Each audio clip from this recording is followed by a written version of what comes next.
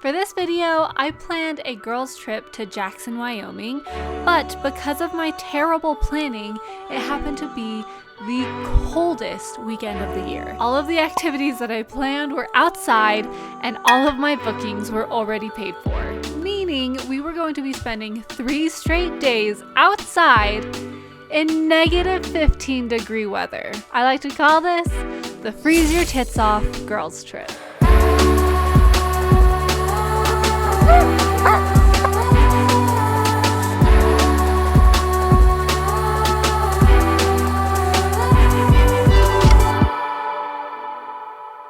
Wyoming is the most underrated state, and you might be thinking, oh, my home is the most underrated. But trust me, nobody knows dick about Wyoming. When I first moved to St. Louis, I introduced myself to my roommate for the very first time, and of course I told her I was from Wyoming, and she said, isn't that like somewhere in Colorado?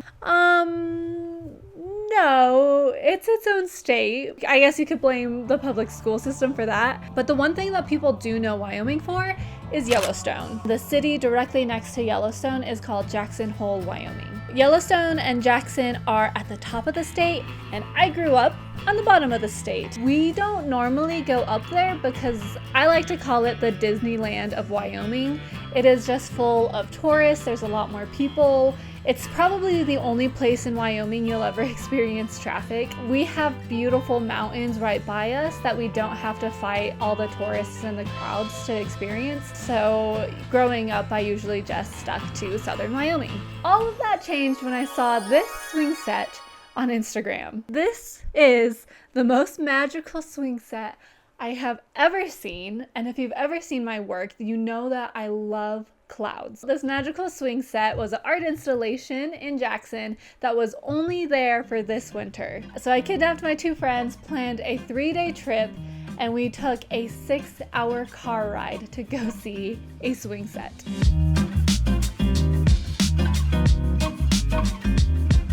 We got into Jackson a little bit early, and we wanted to see the swing during sunset because we thought that was the best time to take pictures, so we had some time to kill at our capsule hotel. That's right, we stayed at an American capsule hotel. They call it a hostel, but from what I've seen, it really looks just like a Japanese capsule hotel, and I really don't know if there's any difference between a hostel and a capsule hotel, but I might be calling it both in this video, we'll see. There was a hallway of beds. We got 2 for the 3 of us, and they were built into like these little cubbies, and they had a curtain for privacy. This was my room, very cozy, and I was sharing it with Beth, and Autumn was in the cubby below us. It had a really cute common area where you could lounge around, listen to records. You may be wondering, where do I put all of my luggage and items? And what if I wanted to leave the hotel for dinner? Well, they have lots of lockers for you to lock your stuff into for safekeeping. We were definitely the people who locked ourselves out of a locker, but thankfully staff was right by and they opened up our locker for us. I was most surprised by how nice the bathrooms were. I was expecting a kind of like school locker room situation, maybe like a girl's side and a guy's side, but they had a whole hallway of individual bathrooms. All of these doors were different bathrooms. Every single bathroom had its own shower, toilet, and sink, so you had complete privacy, meaning I could stay here for a week and never poop in the same toilet twice.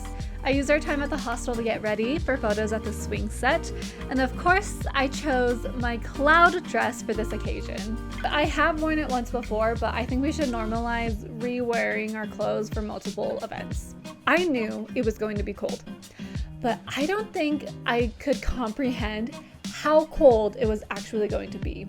And poor, young, naive me thought that snow pants, a coat, and some gloves were going to be enough to keep me warm. Oh, that's cold! Oh, give me my coat! I was horribly mistaken.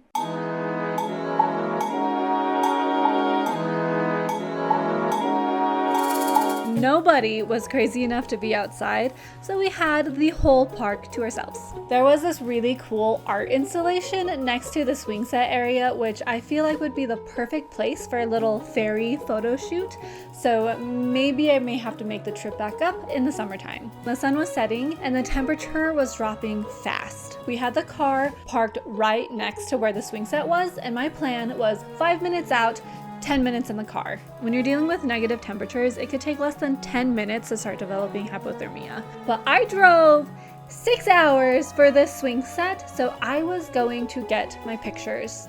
It wasn't windy, it was just so bitterly cold. The bars on the swing were metal, and I was really scared to touch them because I was scared that I would freeze and stick to them and be stuck there forever. Oh, I love it! Was the worst driving 6 hours. Is it? that's only You tell us, only you Ruthie. can decide that. Oh, that's what we'll find out. Oh. We'll find out. I knew exactly what I wanted out of this photo, so I really only needed one specific shot, and here is how I edited that. We were only outside for about 20 collective minutes, but I didn't want to push it too far because I had another secret surprise location in mind. But I would be a bad friend if we didn't first get a warm meal for our little bellies. Food is one of the biggest expenses that's hard to avoid in Jackson. We were pretty good about making this whole trip affordable, but eventually you gotta eat, and usually the restaurants are pretty pricey.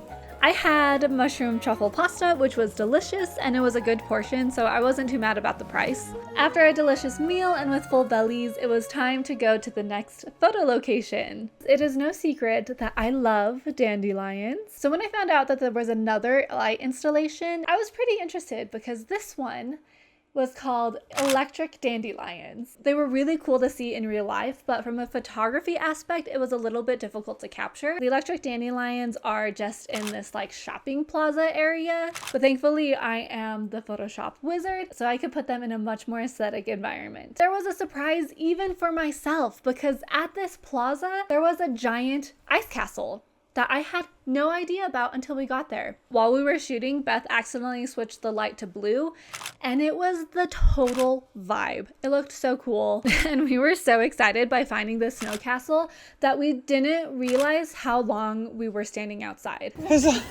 I can't feel my legs. Hold on, I think it's locked and I can't feel my hands. Oh no, my nose is froze, my toes is froze. Are you freaking kidding me? Could be worse. What we didn't know is that it was a 10-minute walk from the parking garage to our hostel. We had already been outside way too long in the freezing cold. But we finally made it to our capsule hotel and we snuggled up in our warm beds, blissfully unaware that tomorrow was going to be colder.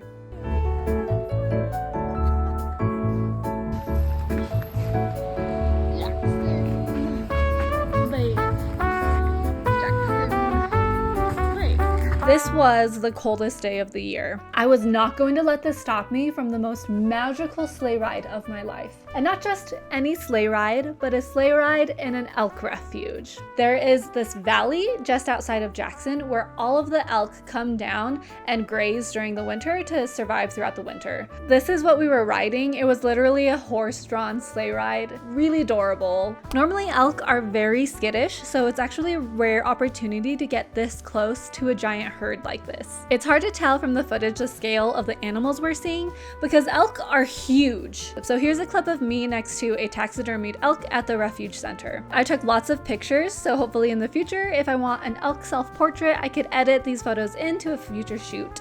They let us say goodbye to the horsies, but it was time to defrost my popsicle toesies.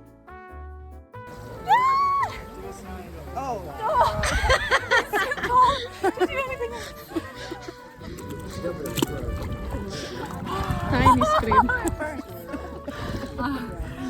Good job. You did it.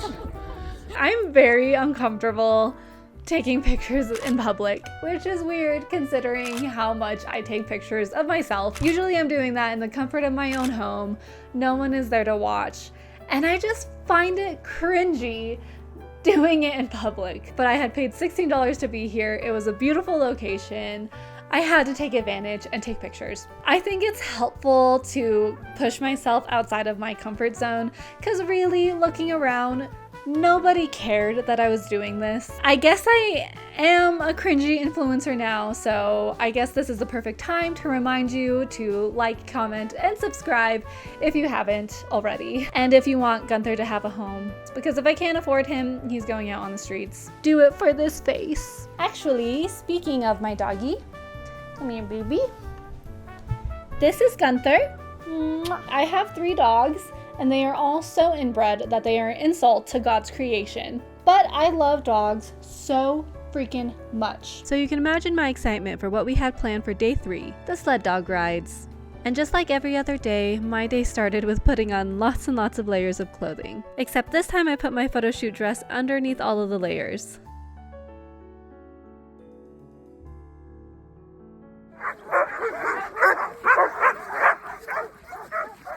We arrived to the location and the dogs were just going bonkers because they genuinely love their job so much. All they wanted to do was get out and start running. The sleds were 2-person sleds, so we had 2 reservations. Autumn had her own sled and then Beth and I were in the other.